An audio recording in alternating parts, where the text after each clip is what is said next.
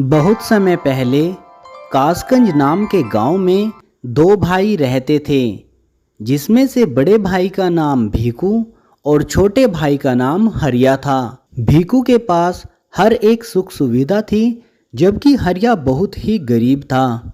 एक दिन हरिया अपने घर में खाना खाने के लिए बैठा होता है। उनके पास इतना भी भोजन नहीं होता कि दोनों अलग अलग खा सकें।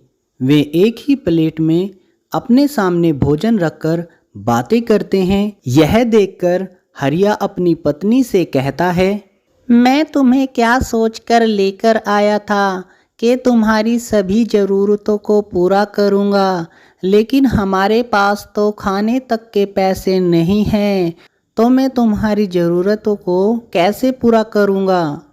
यह सुनकर हरिया की पत्नी हरिया से कहती है, तुम उदास मत हो। तुम जिस हाल में मुझे रख रहे हो वो मेरे लिए पर्याप्त है। मैं इसी में ही खुश हूँ। नहीं नहीं, मुझे पता है मैं तुम्हारी ज़रूरतों को पूरा नहीं कर पा रहा हूँ, तो इसलिए आज मैं अपने बड़े भाई भीकू के घर जाऊँगा और उससे कुछ पैसे लेकर आऊँगा, जिससे हम अच्छे से अपने जीवन को काट सकेंगे। हरिया की पत्नी हरिया से कहती है, क्या तुम्हारा भाई तुम्हें पैसे दे देगा? यह बात सुनकर हरिया अपनी पत्नी से कहता है, हाँ, भाई थोड़ा लालची तो है, लेकिन मुझे लगता है वो हमारी मदद जरूर करेगा। बस यह सोचते हुए हरिया अपने भाई के घर चल देता है और रास्ते में चलते हुए सोचता है कि जैसे ही मैं अपने भाई के घर जाऊंगा, मेरा भाई मेरी मदद जरूर करेगा। बस यह सोचते हुए हरिया मीलों लंबे जंगल के रास्ते को कुछ ही समय में पार कर लेता है और अपने भाई भीकू के घर चला जाता है। अरे भाई भीकू, अरे भाई भीकू, अरे क्या कोई घर पर है? अरे कौन है? कौन इतनी बुरी तरीके से चिल्ला रहा है? अरे भाई थोड़ा पास आकर देखो, मैं हूँ तुम्हारा भाई हरिया। अरे हरिया, इतने सालों बाद तुम्हें अपने भाई की याद कैसे आई? जरूर इसके पीछे कुछ कारण है। बताओ बताओ, इतने सालों बाद तुम मुझसे मिलने के लिए आखिर क्यों आए हो? यह बात सुनकर पहले तो हरिया थोड़ा सा घबरा जाता है, लेकिन डरते डरते अपने भाई से वो बात पूछ ही लेता है, जिसके लिए वो मीलों का लंबा सफ़र तय करके उसके घर आया है। हरिया अपने भाई से कहता है, भाई मैं बहुत परेशानी से गुजर रहा हूँ। हमारा गुजारा भी अच्छे से नहीं हो पा रहा है। मुश्किल से ही एक वक्त का खाना मिलता है और उसमें भी अच्छे से पेट नहीं भरता। हमारी थोड़ी मदद कर दीजिए, मैं तुम्हारा एहसान जिंदगी भर तक नहीं भूलूंगा। भीकू हरिया के सामने एक छोटी सी शर्त रखता है और हरिया से कहता है, देखो हरिया, तुम जितना पैसा या जो भी ज़रूरी सामान चाहते हो वो मैं तुम्हें दे दूंगा, लेकिन इसके पीछे मेरी एक छोटी सी शर्त है। यदि तुम उस शर्त को पूरा कर देते हो तब मैं तुम्हें इतना धन दे दूंगा जिसके बाद तुम्हें कभी किसी चीज़ की कमी नहीं होगी और तुम आगे अपने जीवन को अच्छे से व्यतीत कर सकोगे।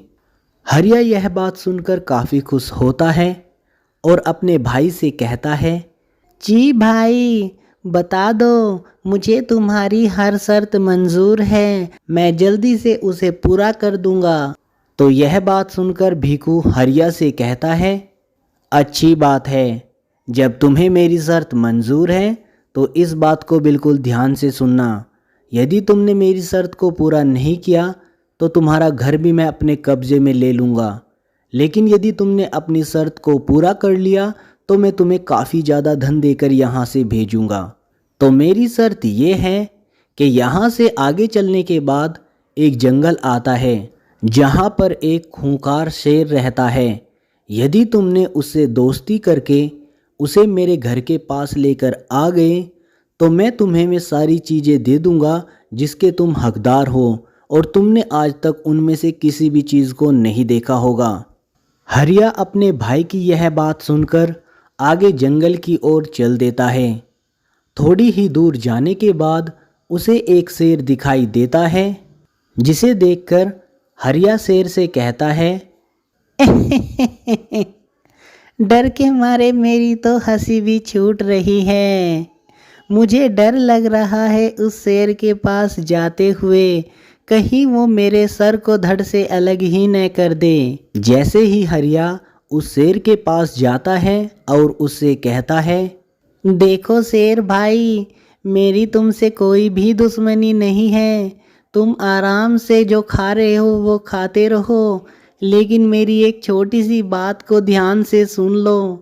मेरे भाई ने एक छोटी सी शर्त रखी है, यदि तुम किसी भी शेर या किसी भी बाघ को मेरे पास लेकर आ जाते हो तो मैं तुम्हें वे सारी चीज़ें दे दूंगा जिसके तुम हकदार हो, और मैं बहुत ही गरीब हूँ। यदि तुम मुझे मार भी दोगे तो मेरी पत्नी वैसे ही भूखी मर जाएगी। तो मैं तुमसे आग्रह करता हूँ, कृपा मेरे साथ चलो और मेरे भाई के घर के पास जाकर कुछ देर तक खड़े रहो। जैसे ही मेरी शर्त पूरी हो जाएगी तुम वापस जंगल में आ जाना। शेर काफ़ी दयालु था, वह हरिया की बात सुनकर उसके साथ चल देता है।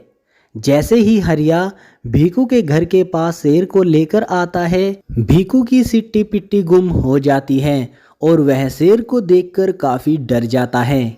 यह देखकर हरिया शेर से कहता है, बस तुम इसी तरीके से मेरे पास खड़े रहना, जिसके थोड़ी देर बाद तुम यहाँ से चले जाना। मैं अपनी शर्त को पूरा कर लूँगा। शेर वहीं पर ही खड़ा रहता है, जिसके बाद हरिया अपने भाई भीकू से कहता है, देखो भाई, मैंने शर्त को पूरा कर लिया है, अब तुम्हें भी अपनी बात को पूरा करना पड़ेगा। मुझे इतना पर्याप्त धन देना पड़ेगा जिससे मैं अपनी आगे की जीवन शैली को पूरा कर सकूं और कभी भी मुझे या फिर मेरी पत्नी को कोई समस्या न आए। भीकू शेर को अपने सामने खड़ा देख घबरा जाता है और जितना भी धन उसके पास था वो सारा का सारा अपने भाई हरिया को दे देता है। जैसे ही हरिया की बात पूरी होती है, शेर उनके सामने से चला जाता है, जिसके बाद हरिया ढेर सारा धन लेकर अपनी पत्नी के पास वापस आ जाता है और घर में बैठकर उसे दिखाता है कि उसके भाई ने उसे कितना सारा पैसा और चीज़ें दी हैं। यह देखकर दोनों बड़े ही खुश हो जाते हैं और अपने आगे के जीवन को अच्छे तरीके से व्यतीत करने लगते हैं।